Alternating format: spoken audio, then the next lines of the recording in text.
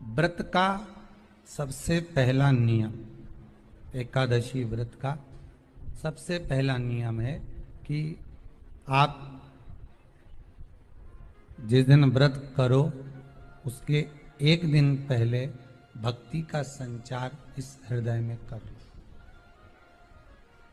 भक्ति का संचार इस हृदय में कर लीजिए। जिस दिन आप व्रत करो, जैसे एकादशी का व्रत कर रहे हो तो दशमी के दिन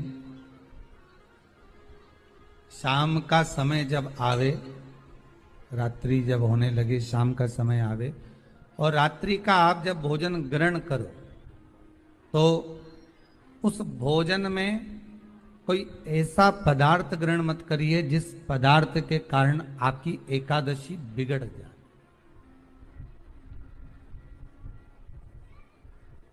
एकादशी का दूसरा नियम बहुत ध्यान से सुनिएगा। जिस दिन आपकी एकादशी का व्रत हो उस दिन प्रयास करिएगा कि अपने हाथ से किसी भी वृक्ष की कोई पत्ती टूटे ना। अपने हाथ से किसी भी वृक्ष की, पौधे की, किसी भी वृक्ष की पत्ती अपने हाथ से ना टूटे। बहुत ध्यान दीजिएगा महाराज। एकादशी का ये दूसरा नियम है कि अपने हाथ से किसी पौधे की, किसी वृक्ष की, किसी डाली की कोई पत्ती टूटे ना, कोई पत्ती ना टूटे, इसका प्रयास करिए। यहां पर तीसरे नंबर का जो, चौथे नंबर का जो उपाय बताया है, उपवास करने का जो नियम बताया, उसमें वर्णन किया एकादशी के दिन अगर आपका व्रत है तो आप भूलवश भी डब्बे में रखी हुई रोटी गाय को ना देते हुए कुछ थोड़ा सा फल, फलहार, कोई केला, कोई सेब, जो आप खाते हो, अंगूर, पपीता, जो आप ग्रहण कर रहे हो उसका थोड़ा सा भाग आप गाय को प्रदान करो। आप गाय को दीजिए।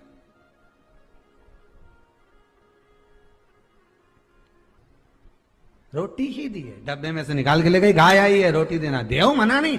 बाकी के दिन आप आपके बेटे से कह दो रोटी दिया बेटा जा, पर आप अपने हाथों से, आपका व्रत है तो आप फलाहार आप कर रहे हो तो फलाहार का ही दान गौ माता को दीजिए। पांचवा वर्णन किया चतुर्थ भाव में, बन सके जितना एकादशी के दिन भगवान का ओम नमो भगवते वासुदेवाय का जाप करें या अपने गुरु मंत्र का स्मरण करें, या जो मंत्र आपके हृदय में समाहित हो, श्री शिवाय नमस्तुभ्यम, ओम नमः शिवाय, राम कृष्ण शिव, जो मन पड़े उसका भजन करें, पर दिल से करें। जितनी देर करते बने उतना देर करें। माला पकड़ने की भी जरूरत नहीं कि माला पकड़ के बैठता हूं तो घटकी जिब्या से जप लो नहीं जी वही उतना में ही पूरा हो जाए, वही बहुत। महाराज पांचवा नियम कहा, जिस दिन आपका व्रत रहे किसी निंदक से बात ना करें। निंदक जानते हो? भाई दूज के दिन, दिवाली की जो भाई दूज होती है ना, होली दिवाली की जो दूज होती है, उनमें ऐसा गोबर का भाई दूज बनाते हैं और पास में एक चुगलखोर भी बना है और चुगलखोर के ऊपर ऐसा भाटा धर दे, एक पत्थर। अब तुम्हारे उधर रखे कि नहीं रखे हमें नहीं मालूम रहे हो, जितने आस्था पे सुन रहे हो, पर हमारे इधर तो ऐसा रहता है, गोबर का भाई बहन बनाए और उसकी पूजन करे, उसके पास में एक गोबर का चुगल चोर भी बनाए, उसके ऊपर बाटा धर। कथा वर्णन कर रही है, निंदक से बात ना करें।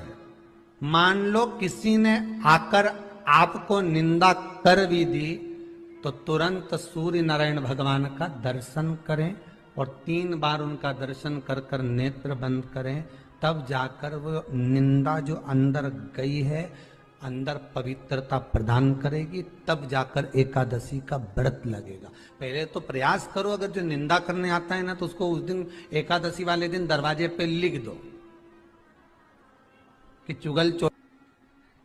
फिर कहा जीव की हत्या ना करे। अगला नियम है, अपने द्वारा जीव की हत्या ना हो, प्रयास करना किसी को कष्ट ना दिया। 18 नियम में से एक नियम और, प्रयास करिएगा एकादशी जब भी करें तो द्वादशी से जुड़ी हुई करें, दसवीं से जुड़ी हुई एकादशी कम करें। जो वैष्णवों की एकादशी कौन सी होती है? जो एकादशी द्वादशी से जुड़ी हो, दसवीं से नहीं। दसवीं से जुड़ी हुई एकादशी व्रत कहलाती है और द्वादशी से जुड़ी हुई एकादशी पुण्य फल प्रदान कर कर वैष्णवों को भगवान के चरण में छोड़ आती है। इसलिए एकादशी द्वादशी से जुड़ी हुई होना चाहिए। वैष्णव एकादशी। फिर अगला वर्णन किया गया। महाराज शास्त्र कहता है, अगला वर्णन जो किया गया उसमें बताया, प्रयास करें जिस दिन एकादशी हो उस दिन घर में बुआरी झाड़ू आदि जो लगती है वो दूसरा लगा लें। क्यों? उसका वर्णन है, अगर आप बुआरी लगाएंगे, झाड़ू लगाएंगे, पोछा लगाएंगे तो हो सकता है कोई जीव आपके हाथ के द्वारा मर जाए।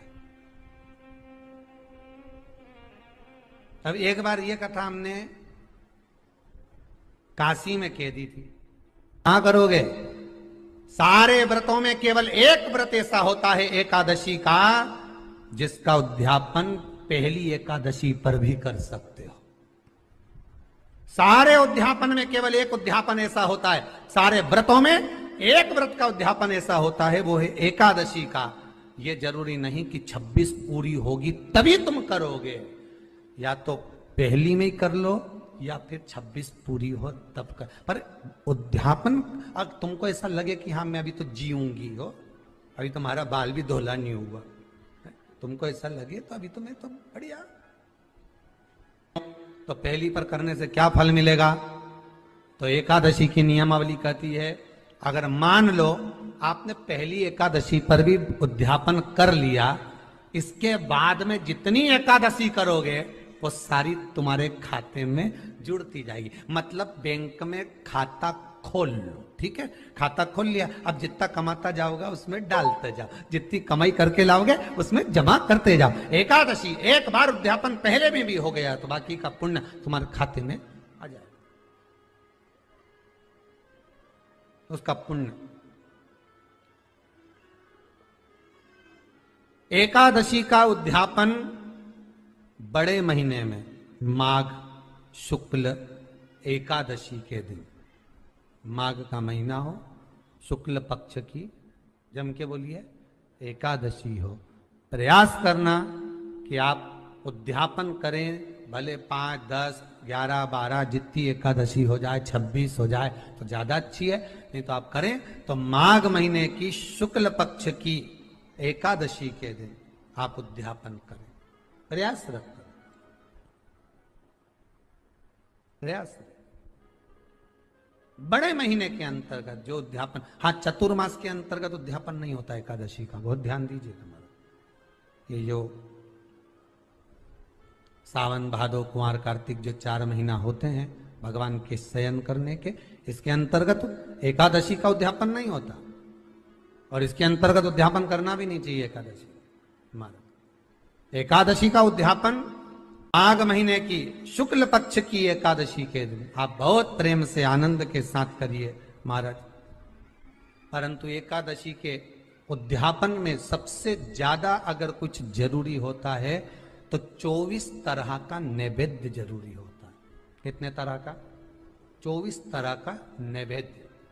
अब आप कहोगे गुरुजी उद्यापन हम कर रहे हैं एकादशी का, तो उसमें तो फलहार का हमें नैवेद्य बनाना चाहिए। तो फिर ये पुराण के अंतर्गत स्कंद पुराण में ये चीज लिखी है कि एकादशी का जब उद्यापन करते हैं तो 24 तरह का नैवेद्य बनाकर सिद्ध करते हैं। 24 तरह का नैवेद्य जान रख लेना, का हलवा बना लो, खीर बना लो, पूड़ी बना लो, सब्जी बना लो, पकोड़ा बना लो, भजिया बना लो, ऐसे 24 तरह का नैवेद्य अलग अलग चाहिए। पर लोग क्या करते हैं, खोपरा पाक बनवा लेते हैं 1-2 किलो और 24 जगह रख देते हैं। स्वीकृत नहीं है। 24 तरह का नैवेद्य रखा जाता, महाराज एकादशी के दिन भगवान का पूजन का पूरी तैयारी कर कर मंडल आदि बनवाकर विद्वान ब्राह्मण को बुलाकर कर्मकांडी ब्राह्मण को बुलाकर जो भगवत सेवा में एकादशी का उद्यापन कराए उन ब्राह्मण के चरणों को नमन कर कर प्रणाम कर कर एकादशी का पूजन करवाइए और उस मंडल की पूजन कराकर हवन द्वादशी को कराइए। एकादशी को हवन नहीं, एकादशी के उद्यापन का जो हवन होता है वो द्वादशी को। एकांत में रखा हुआ शिवलिंग, एकांत में रखे हुए शिव जी की पूजन 3 चीजें देती है। पहला, हमारी उम्र बढ़ाती है। दूसरा, बड़ी बीमारी शरीर में एकांत का शिवलिंग कभी नहीं आने देता। और तीसरा, हमारे जीवन में कभी वैभव की, सत्ता की और लक्ष्मी की कमी नहीं आने देता। ये एकांतेश्वर